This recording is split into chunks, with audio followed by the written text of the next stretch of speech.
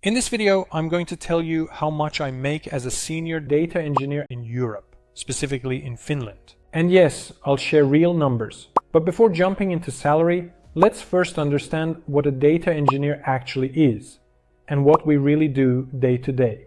Because when I first heard the title, I was confused too. I've been a web developer, a data scientist, and even worked with machine learning. And before becoming a data engineer, I kept asking myself, what's the difference? What does a data engineer really do? The honest answer is, it depends. It depends on the company, the team, and even the project. You can have 10 data engineers in the same company, and all of them might be doing completely different things.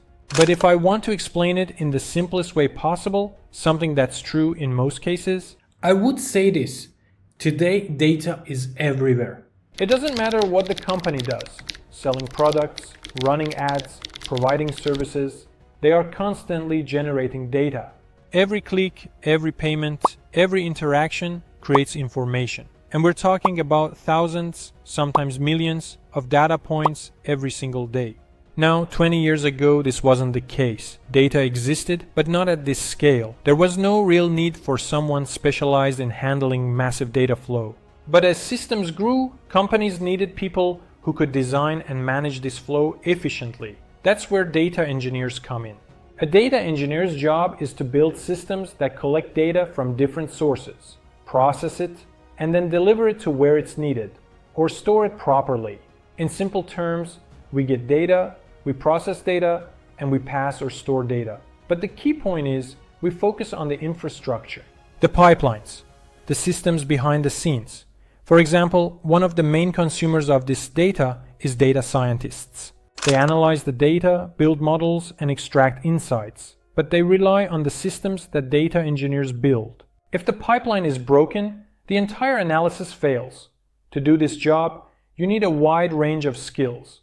Tools like Kafka for streaming, Spark for processing, cloud platforms like Google Cloud or Azure, and programming languages like Python and SQL. It's not about mastering one thing, it's about understanding how everything connects. Now, the big question, is it really worth it? Let's talk about salary. First, you need to understand that Europe is very different from the US when it comes to tech salaries. Especially in countries like Finland, the system is designed in a way that the more you earn, the more you pay in taxes. And yes, taxes are high, but they also come with benefits: healthcare, education, social security, and support for families. So it's a trade-off. Let's start with junior data engineers. If you have around 1 to 2 years of experience, You can expect something around 3,500 euros per month. but here's the reality. It's not easy to land a junior position. Companies often expect you to already know a lot, even at the beginning. After taxes and deductions like pension,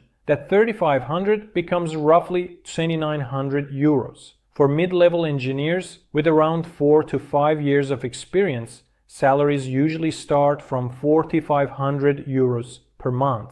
After tax, that's around 3,800 euros. Now, for the senior data engineer or team leads, salaries typically start from 5,000 euros and can go up to 5,500 euros or more in bigger companies, of course. But to reach this level, you need strong experience, usually 7+ years, and a solid understanding of systems, architecture, and tools. After taxes, that 5,000-5,500 range becomes around 3,900 euros net. So yes, a significant portion goes to taxes. Now let's compare that to the US.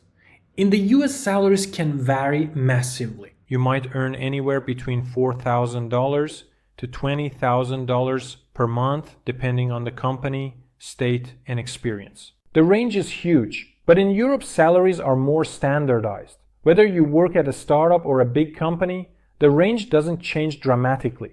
And after taxes, the difference becomes even smaller, so you won't suddenly become rich overnight or buy your dream house in a year.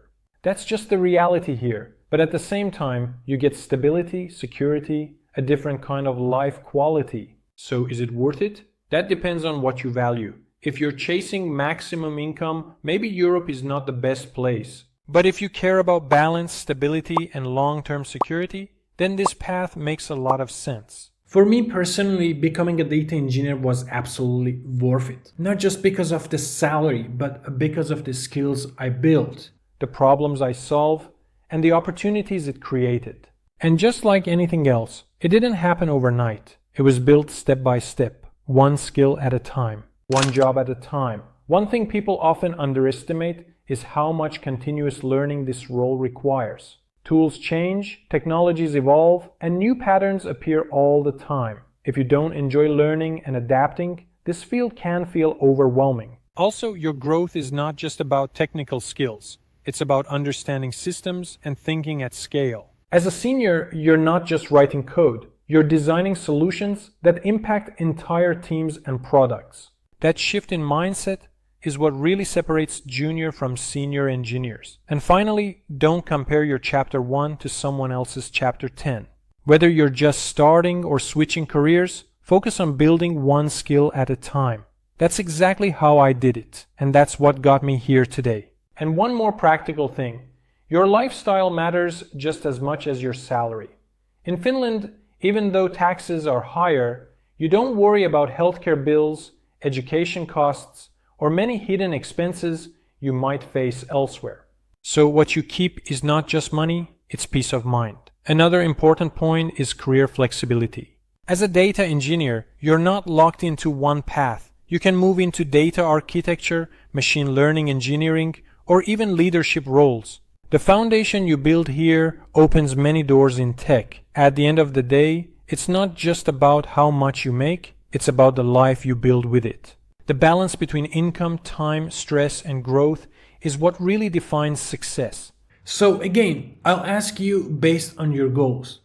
Is it worth it?